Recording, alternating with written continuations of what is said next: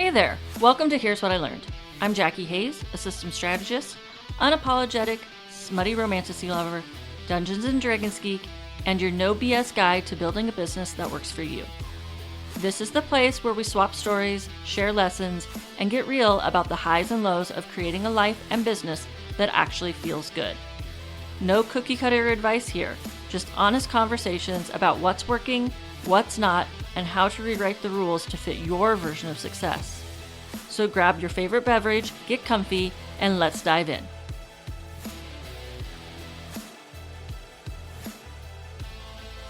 All right, welcome back to another episode of Here's What I Learned. Today I am talking with Shannon Hernandez, who is a messaging and marketing strategist and the founder of Joyful Business Revolution.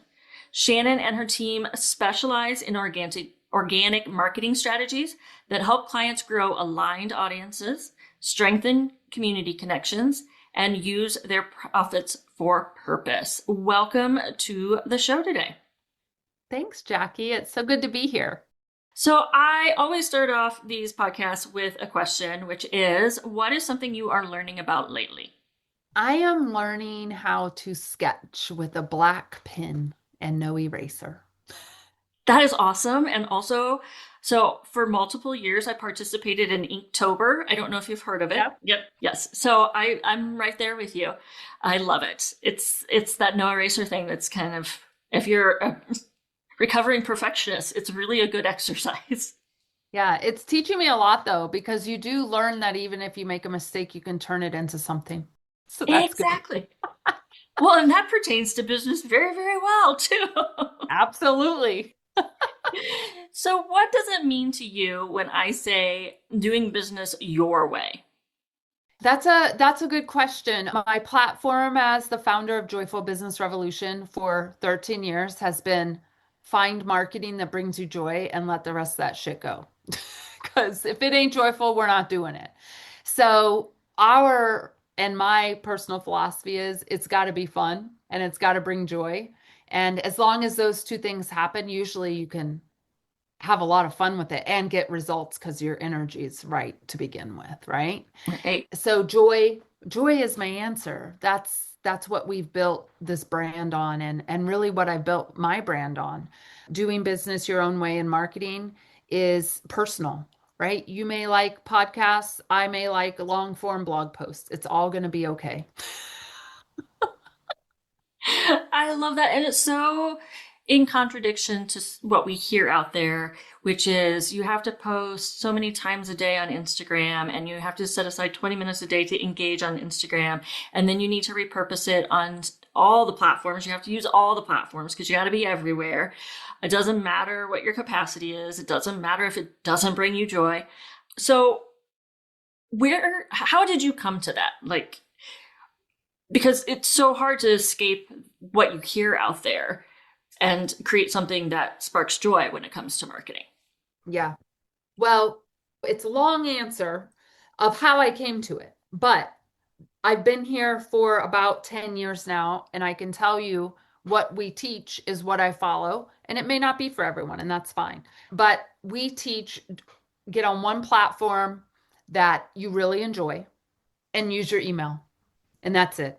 Let the rest go because you can't be in all the places doing all the things anyway. And if you're not growing your email list, you're letting other people control if the platform stays there, if your business stays there, right? So we solve that issue. And I just think it's really important that people understand we're in the business here of humans. We all are. The business of being human. And humans don't do things just to do them. We do things that we actually care about, or we should be. That at least is my philosophy, right? And so that's what we teach. One platform, one social platform you enjoy, one email a week that you send to your, we call it an email community, and let the rest go and just like go live your life and have fun and let your work speak for itself. Do good work in the world, help people solve real problems that they have. And it is very different than what is preached. How did I get there? I used to do what was preached.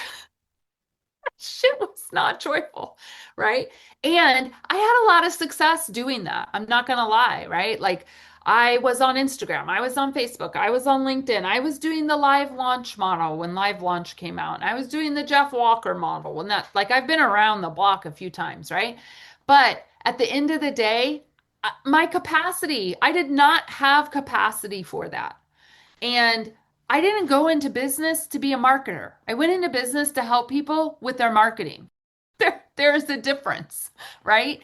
And even though I love it, I also wanted to live a life outside of business, which is why I built my business to begin with. I think there's a couple of things you said in there, like, well, more than a couple of things that I want to follow up with. First one that you mentioned was the email list. Like, pick a social media platform or other venue and your email list. And I try to avoid using shoulds when I talk about giving advice to folks about running a business. But the one should that I keep is have an email list. I know that there are people out there who struggle with writing. Like they're more inclined to do video or, which I am not. So I've had people, friends, colleagues say, I just struggle with an email list, sending something out because I don't like to write or I just don't know what to say. When you are talking to your clients, if they have that resistance, what do you say? What kind of advice do you give? Yeah. Well, one, it's normal. So let's just normalize it for everyone and not make people feel bad, which is great. That's another really great thing, right? Years ago, about 9 years ago now, I came out with body work called the Content Personality Quiz. This quiz helps you understand within 8 questions what your content personality is. So there's written, audio, visual. Those are our lovely graphics people, video, and then live in person. I'm a live in person. So what's it mean? I will only do interviews here where I get to see people live and feel like I'm in a room and a conversation with them, right? I love to go networking at capacity. Like I got to have the capacity, but when I build it into my schedule, I'll go and I'll shine in those spaces. Okay. So how does somebody that's live in person make email work for them? Because really email is for the written content personality at the end of the day. But yet everyone should be doing email, right? So this is not a new problem that I haven't had to solve for thousands of people around the US and Canada, which are our clients. So we call it choose your own adventure. And it's back to this joy, having fun with your marketing, choosing something that brings you joy. And for the video people, for your example, the video people, their best tactic is to get on video, do their thing, whether it's live video or recorded video or whatever. And their email should be a short thing about the video and point people to the video because their energy shines in the video, right? And unfortunately, we don't have capabilities yet in email where you can send a video to an inbox. It just doesn't happen. But if your podcast is important to you, you're talking about your podcast and you're sending them off to listen to it. If you're a live in person like me, I often go live on LinkedIn, or in the past it was Facebook, but I've recently transitioned everything to LinkedIn. I'll mention the things and then send people to the live to feel the energy of it. So I promise there is a way for everyone to make your email marketing work for you. And if you haven't found it yet, we need to find it because your business depends on you keeping things safe and secure with email. But that's all I'm going to say, Jackie, because I could be on this soapbox for 5 days. But what I love is what you're pointing out is like, do the thing that where you shine. Mm-hmm. Still do that. And your email list doesn't have to be an 800 word email. It can literally be a little synopsis of what the video is about and a link over to the video. That is, I think, so much more doable for folks that are not the written type of people. And it gives them permission to just like, your email list doesn't have to be this huge, huge thing. It can be the thing that you love and you're just pointing people to it. And the other thing I think people have to remember is just because you like video doesn't mean other people like video. So if they're never over on YouTube or wherever you're housing your videos, they're never going to know you exist. But if they sign up for your email, they can at least read what they want, watch what they want. That's the beautiful thing about email is it's all permission based. I can get emails from you if I want. And if I get sick of your emails, I can come off and then I can come back again when I'm ready. I love it. This is why I say email marketing is my love language. Yeah, I love it. I absolutely love it. And I really feel like with email marketing, you are building a relationship because people actively chose to let you into their inbox. And if they stick around, they're letting you in their inbox on a regular basis. And I've made some of the best connections with the people who are on my email list or the people who I'm on their email list. Yes, absolutely. And that's one thing that I think is really important that isn't shared enough. One of the things that I teach here is email is marketing when done right is a two-way tool. It opens the conversation. So, Jackie, I'm sure you've hit reply to something and the person hopefully has answered you. And when people hit reply about something you wrote, and that's just such a beautiful thing about email that a lot of people forget because they treat it as a broadcast and not a relationship builder, right? Yeah, that's a great way to reframe it. I just had somebody reply to my email. She and I are in a lot of networking groups, so I already had a relationship with her. And I had mentioned something about hiking, and she responded. It had nothing to do, like the hiking was an analogy for my offer. But she responded with this like random suggestion for a product that she thought would be helpful. But that's such a relationship thing. It's not this Yeah. transactional thing. It's like, hey, did you know about this? It's been like life changing for me and I loved it. So, Yeah. yes, I love that. relationship. Yeah. So, the other thing that you mentioned a while back was that you built your business for the time freedom to have things, capacity out there for other things. And a lot of the people who are listening to this podcast are the same. And I love how you reminded them that by stepping back and only doing the things that bring them joy, it gives them the capacity to do all those other things. And I think that is something they tend to forget. Yeah. It's really about simplifying, but doing it really well. The couple of things you're going to do it really well. And I would also say, like, I'm not immune to like the economy and the slow seasons. Like, those are natural business things that I also think we should normalize talking about because we're all not built either to just do this upward trajectory nonstop of growth. You would implode. So I think it's really important to recognize we're going to have these times where we're in a busier season or a slower season and not make ourselves wrong for that. But also, what are we doing in the slower season to fill our own cup so when it's in the busy season, we aren't feeling bad about spending more time in the business? Because I've been in business 13 years and I have a very predictable business. But what it means is it also is predictable in its seasons of business, right? So fall is huge. I'm out speaking. Usually fall and spring, I'm on a speaking tour somewhere, right? Which means in summer and winter, I'm like laying low, building visibility with podcasts and things like that, letting ideas germinate in my mind that I haven't had time to think about, and looking at clouds and making snowmen. And I'm fine with it. Because that's why most of us went into business was to be able to do all the things we want to do, not just work nonstop. At least that's why I went into business for myself. Yeah. I know one of the inclinations folks have is that when business is slow, they tell themselves, "Oh, I'm not in enough places." How do you Yeah. help your clients when they have those thoughts? Well, that is wrapped up in a lot of things, okay? In my opinion. And I just wrote a blog post, Jackie, on this called When Business is Slow, What Should You Be Doing? So we can attach it if you want, if you have notes or whatever. There'll But definitely be a link. Yes. yeah, so I'll get the link for you. But what I want to share is like, first of all, slow sometimes is what we can only say things are slow if we also know what's fast. And part of that is just knowing the difference between fast and slow in your own business, in your own revenue growth, like those kinds of things, and knowing that that cycle is pretty standard, like it's normal, right?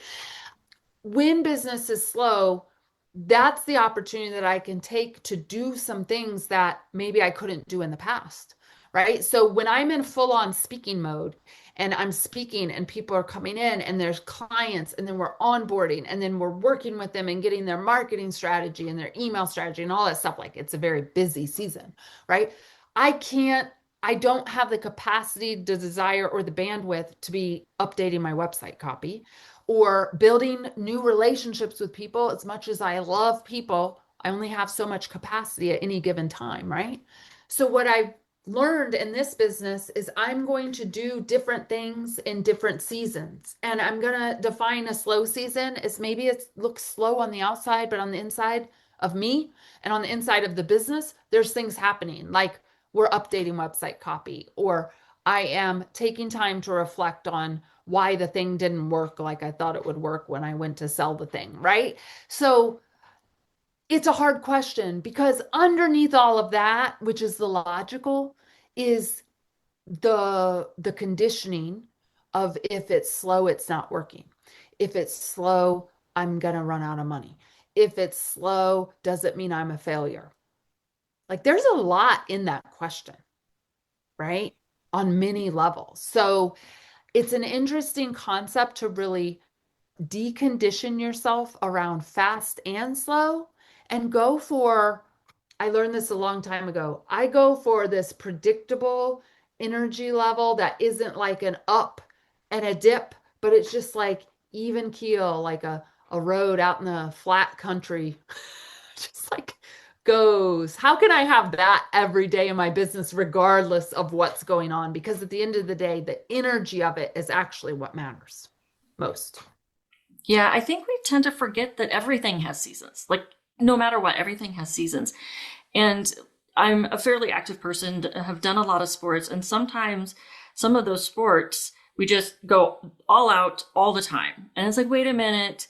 If you were a professional athlete or in high school or whatever, you have seasons. If you're a football player, you have seasons. You play for a season, and then there's the season of building a foundation of strength or speed or things along those lines. And that's how they get better at their sport. Why not consider it the same thing with your business? Because yeah, those slow times, that's a great time where I say to look at your systems, like your onboarding. If you keep having the same problem during that slow season, that's the time you can spend fixing that problem. You're working on the business.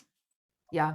The other thing I want to say, because this is a fun thing about seasons, I hiked the Camino de Santiago, which is a spiritual path across a few countries across Europe.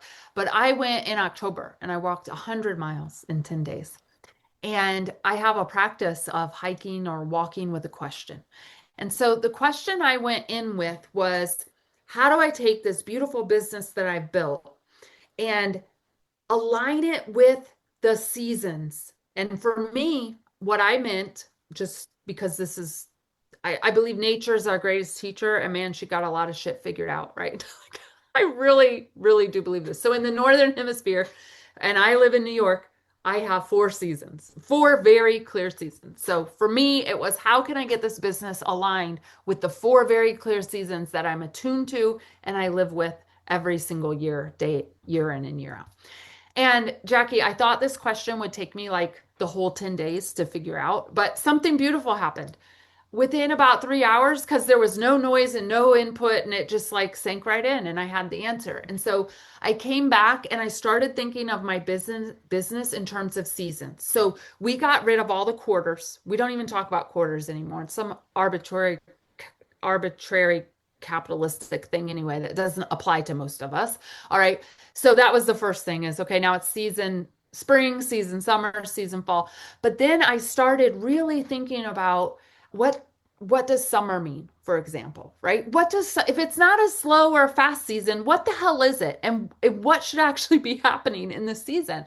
And it's opened up so many beautiful conversations. I've done a lot of content around this. People are saying, wow, I want to work with her. She understands that business has seasons and that I don't have to be a little robot that's on all the time. And so, really understanding that our energy is the most important capital that we have at the end of the day, right? So, it's a beautiful question of slow and fast. And I'm going to give you the blog post so that you can attach it. But beyond that, I think everyone should think about their seasons of energy and their seasons of business and what they need in order to be at like peak performance when it's your high season. It makes sense to my brain. Yeah, it's always made sense to me as well to go with the seasons of nature. And I'm in the Midwest, so we have the four distinct ones too. And I can tell you right now, in the winter, it is extremely hard for me to come up with new ideas, to have a whole bunch of energy, to want to do anything that requires innovation. But as soon as the weather starts turning, my brain is on fire with new ideas. So why am I trying to force this Yep, steady stream when I could take advantage of those seasons? absolutely. And isn't that joyful for those of us that actually want to connect with the seasons?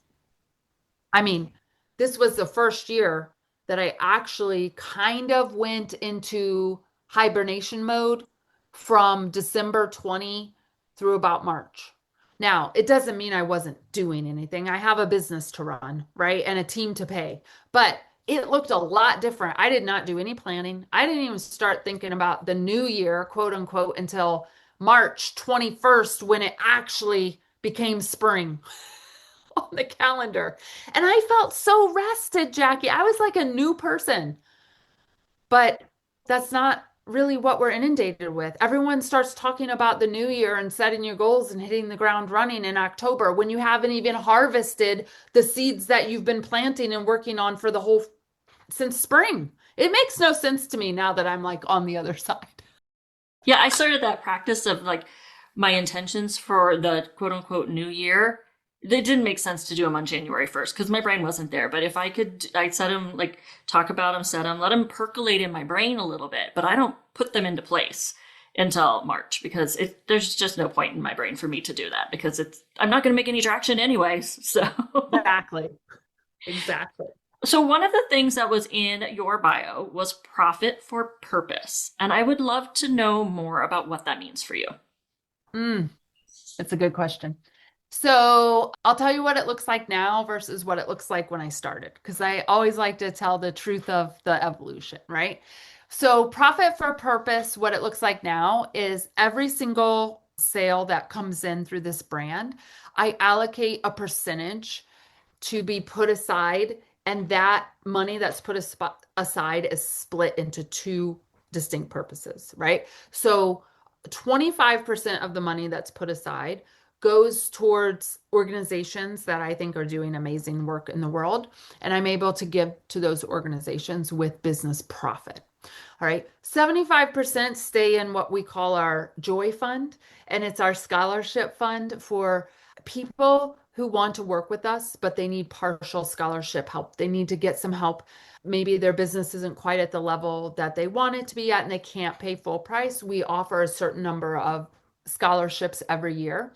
And so it feels really good because I'm able to help people, and the people who are paying for our help, we're helping other people, and then we're also helping give scholarships. So it feels like this beautiful ecosystem of generosity and give back, and also does not put me out of business because I'm like everyone else at the end of the day and I have bills to pay. I know, I know. I love that idea of when folks do use some of their profits to help others. That means if I hire them, then I am, like you said, I am helping too. I'm curious. I have heard a lot of folks say not to give scholarships because the people who get scholarships aren't going to put in the work. They're not going to take it as seriously. Obviously, that is not the case in your experience. Otherwise, you wouldn't still be doing scholarships. Yeah. Well, I think maybe the clarity point there is we don't do full scholarships because I do believe paying people pay attention. I know when I pay for something versus when it's free, I make sure I'm there and doing the work, right? That's how we're wired as human beings. So in 2024, we gave away $86,000 in partial scholarships, right?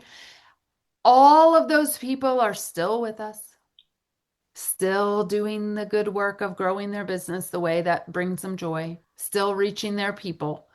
And that feels really good. But it was a partial scholarship. So they still have to show up and make the rest of the payment, whatever that came out to be. But also, we have a long conversation. Like we screen people and we build relationships with people, right? Whether you get a scholarship or not, we're in the relationship building business. And so we make sure there's a values alignment. We make sure you have a mission that's bigger than yourself and that you're really here to do important work in the world and that you believe in your work and that your work makes a better place, the world a better place. And so, had I offered full scholarships, I may have a very different opinion because it's a very different energy, right? Had we just willy-nilly offered partial scholarships and anyone could join them, no, you have to sign a contract that says if you come out of your contract during this partial scholarship period, you have to pay back the amount of the partial scholarship you took so we can give it to somebody else, right? So I think it's dependent upon how you're setting those agreements up and your intention about them. Yeah, I love all of those tips, especially for anybody who is considering doing scholarships of some sort. I think those are really great things that they can take away from this conversation. Before we sign off, there was something we talked a little bit about. I was asking how to introduce you. And so now I'm intrigued because you said there's a good story there. So I asked if you wanted to be introduced as M. Shannon or as Shannon. So what is the story behind all that? Yeah. Well, there's a couple layers here. So my born name, my birth name is Mary Shannon Hernandez, but my parents always called me by my middle name.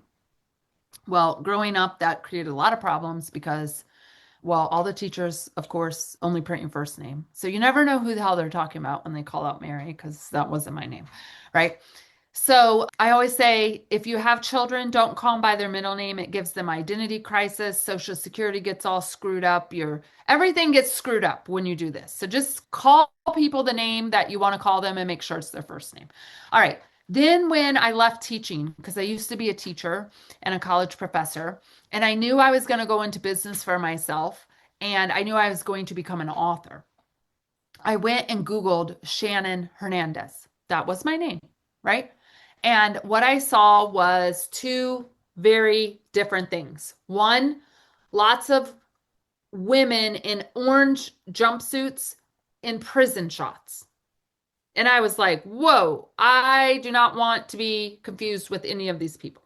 All right. I didn't even know the possibility of actually having that many Shannon Hernandezes because Hernandez is a married name. So it doesn't really go with the Irish name.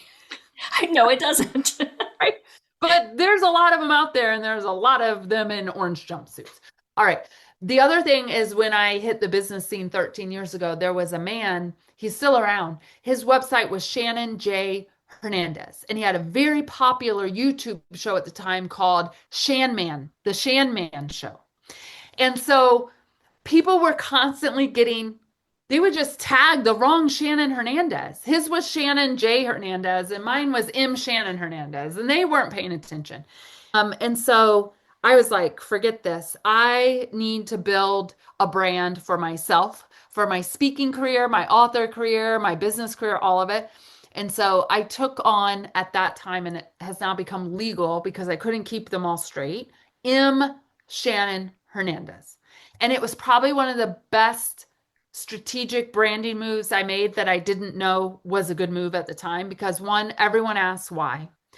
Two, it's very, people are like, yeah, she's the M something. And they're like, yeah, M Shannon. Like it just sticks. People don't forget it. Nope, don't.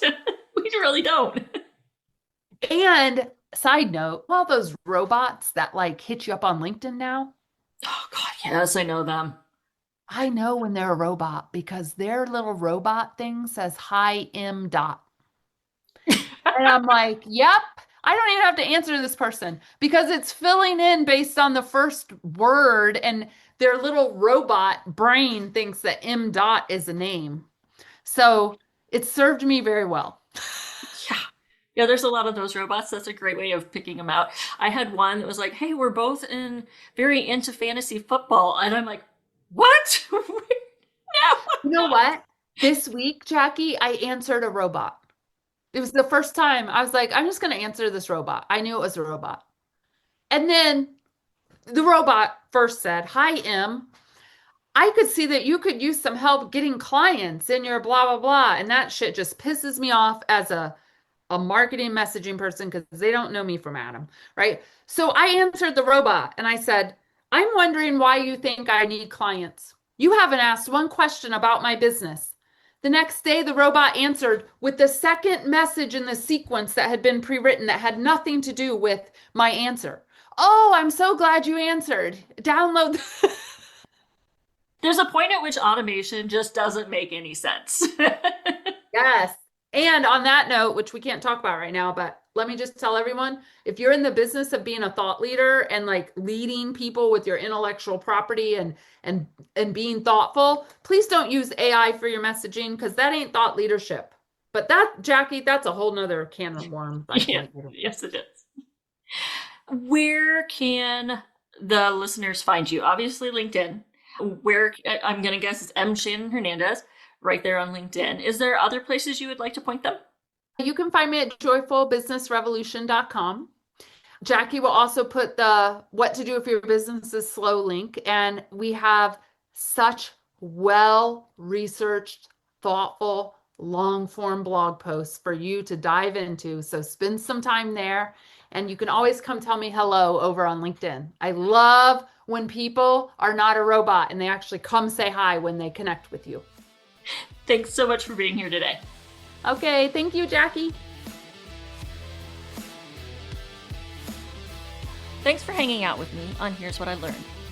If today's episode gave you an aha moment, a laugh, or something to think about, make sure you're subscribed to my email list. That's where I share even more tips, stories, and behind-the-scenes insights to help you simplify and thrive. And remember, you get to do business and life your way. Until next time, keep experimenting, keep simplifying, and keep learning.